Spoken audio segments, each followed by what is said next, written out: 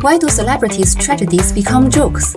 With the endless chaos on the internet, what responsibilities should the social media and users bear? Today, let's take the Kobe Bryant as an example to analyze the impact of few jokes on social media to the public. Have you ever seen these terrier pictures?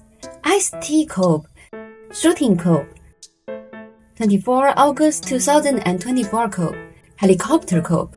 But it's not funny at all.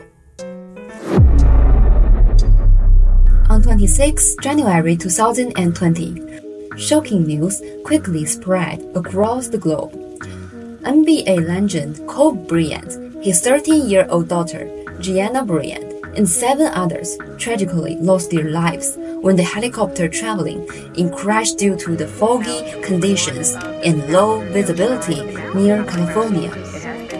The tragedy has shocked the global sports community and fans, sparking widespread concern and mourning. As soon as the news of Kobe's death broke, all major media outlets were reporting the news. In addition, all walks of life also reacted immediately. For example, the NBA mourned Kobe's death on site. On Chinese social media, some influencers came up with a beauty video with a high resemblance to Kobe. And some artists took to the streets to express their sadness over the fall of the myth of a generation in the form of graffiti. When people lament the end of a legend, they don't know that it is the beginning of another story. A year later, the Kobe story went viral on the Chinese internet. The malicious fans were based on the term elbow strike. Kobe would sometimes use his elbow in basketball games for defensive or offensive purposes. Jail. These fans refer to Kobe as Lao Da, meaning he can be a boss even in jail, as a way of satirizing and belittling him. Some netizens combined Kobe with a helicopter character from a Chinese cartoon, not only recreating the crash scene, but also pushing the hell jokes about Kobe into the public perspective through the cartoon character. To add to the mockery, netizens combined the song "See You Again" with Kobe's retirement speech line, "Dude, what can I say? Mama out," to create a soundtrack for Kobe's Lao Da stunt. Due to its wide distribution and longevity, it has become one of the most iconic hell jokes in the history of the Chinese internet. So, what exactly is a hell joke? A hell joke is a satirical joke about someone's illness, suffering, or even death, involving religion, race, life, and natural disasters. These offensive jokes go against traditional Chinese values of respect for others, but have surprisingly taken root in China. Since they were admitted to China, they have become popular on platforms such as Baidu Post Bar and have spread rapidly with the rise of social media platforms such as Chinese TikTok and Bilibili. Hell jokes ostensibly mean that if you read the joke, you are going to hell. The concept was first popularized on the foreign internet, but of course, there is no research to indicate that you will go to hell if you laugh after you understand the hell jokes. So, why do people like to say these hell jokes? We interviewed one enthusiast. Here's what she said. "I don't think these jokes will do anything to my life, but rather add to the fun in my life. And it can be identified that I am knowledgeable about it. It is clear from this that some of the people who use hell jokes are doing so to demonstrate their knowledge, and that most of the people who make hell jokes are not the victims themselves, but rather people who to let things drift if they do not affect one personally." Have you ever seen a Japanese see a joke about an atomic bomb, terrier picture, and not get anxious? Recently, there was a hell of a joke war between Japan and the US, Barbie and Oppenheimer, where American netizens combined the two, coined the word Barbieheimer, and created tons of internet pictures of them. Then, Japan strikes back and a new war has begun. However, American netizens were not furious about this retaliation, but instead thanked Japanese netizens for providing them with a large amount of material for their sacred pictures. What is the principle of this? We have learned that in the United States, hell jokes are given strong anti-political correctness to mock the American social reality of race, gender, and other politically correct issues. Deconstructed when political correctness invades every aspect of life, so that you have to go to the subjugation of it. The hell jokes are extreme resistance.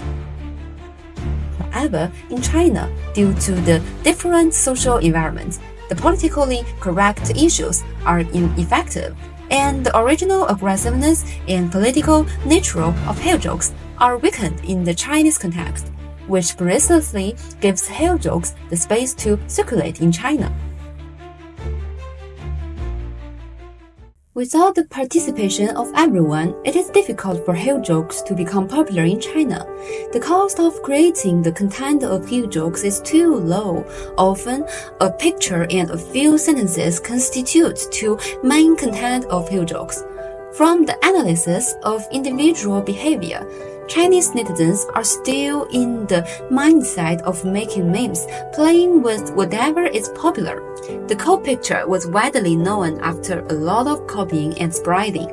They didn't care that the picture was damaging to others' interests.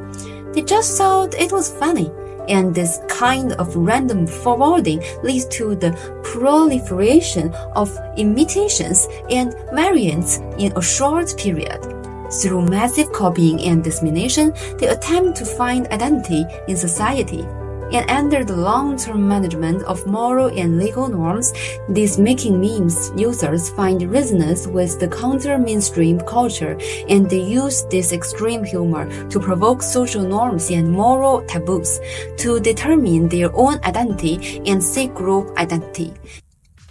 However, the use of hell jokes as a special bond in social situations is controversial. In 1959, Irving Goffman introduced the idea of geometrical analysis in his book, The Presentation of Self in Everyday Life. He mentioned that there are front-stage behaviors and backstage behaviors in social situations.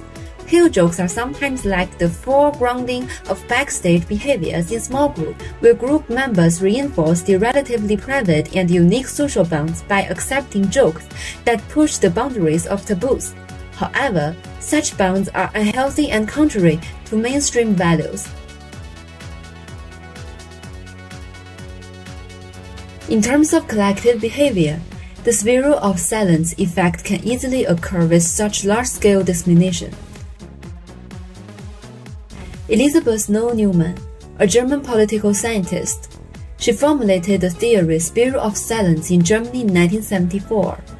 As per her analysis, Germany's stand in World War II inspired her to propose theory spiral of silence. Spiral of silence theory is described the spiral with two ends. The top and up spiral is view of majority, where people are willing to speak out. The low end is made up of disparse. We do not express the opinions of the minority, and we even let them follow the mainstream opinions. When a minority dares not speak, they are afraid of being isolated, and individuals are afraid of being isolated by the group. This makes them afraid to speak their mind, and people are more willing to agree with their opinions than to speak their minds. In order to avoid being isolated, people constantly observe the surrounding environment closely and assess the atmosphere. Environmental observation allows people to find out that our opinions and behavior patterns are becoming popular, and then they express their behavior in public or even change themselves. According to this theory, at the height of the popularity of the Lao-Da Kobe emotion, some individuals may have found such jokes inappropriate but were unable to express themselves out of fear of disapproval or isolation, chose to remain silent out of fear of opposition or isolation, with the result that the voices of the few were drowned out in the flood of emojis. We need to realize that social media platforms are not just neutral technological tools. Their algorithmic mechanisms often prioritize content that drives engagement, including offensive jokes, which in turn shapes users' behavior.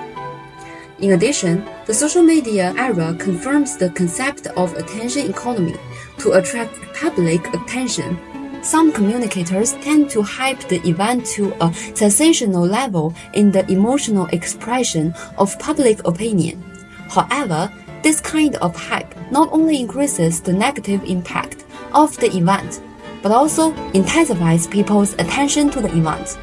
It makes the seriousness of public events entertaining and reduces the seriousness of society towards major events.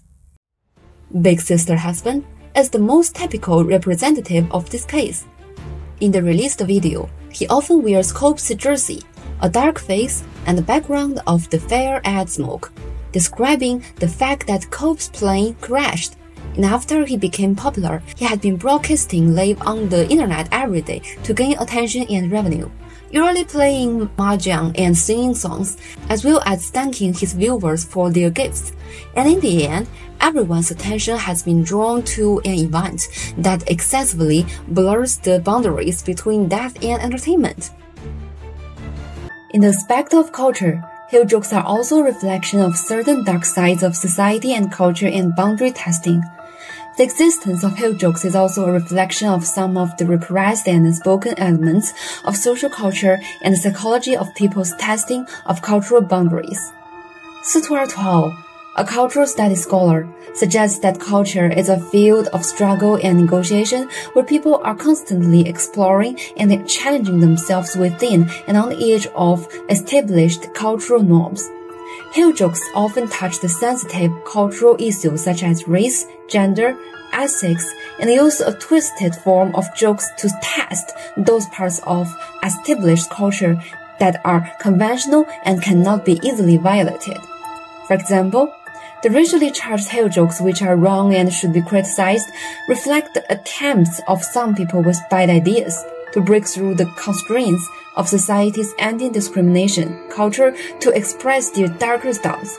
At this level, it highlights the need to strengthen positive guidance and consolidate the boundaries of correct values in the construction of society and culture.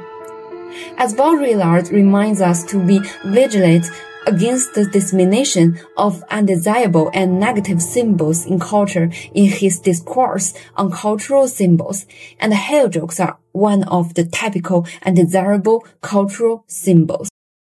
So, there is no control over this kind of bad behavior, making a joke out of other people's grief? Of course. The Hangzhou comic show incident mentioned just now was criticized by Kobe fans and netizens at home and abroad. The Kobe fans spoke out for the idol, and the netizens, as moral people, spoke out for an ordinary person who died. In addition to this, the platform also assumed the responsibility of Regulation 2022. In February, the heel joke posting bar was officially banned, and the TikTok and Bilibili platforms also introduced measures to ban heel jokes that use the death of others as a laughingstock, and even put heel jokes on the hot search as a negative example to educate the users of the whole station, which to a certain extent curbs. The spread of heel jokes has been curbed to a certain extent. Neil Postman writes in Amusing Ourselves to Death, "The pain of people is not that they replace thinking with laughter, but that they don't know why they laugh and why they stop thinking. We need to be entertained, but with a sense of boundaries. We must not use other people's grief as soil, we must not use other people's identity as a source of laughter, and we must not allow the production of outrageous fruit." In the final analysis, the curbing of heel jokes should also start from the source of diminution. Excessive rivalry of ugly behaviors may be able to make people's moods briefly soothing, but it cannot let our hearts be truly liberated. Our goodness should not be eroded by the characteristics of this platform and concept of entertainment to death.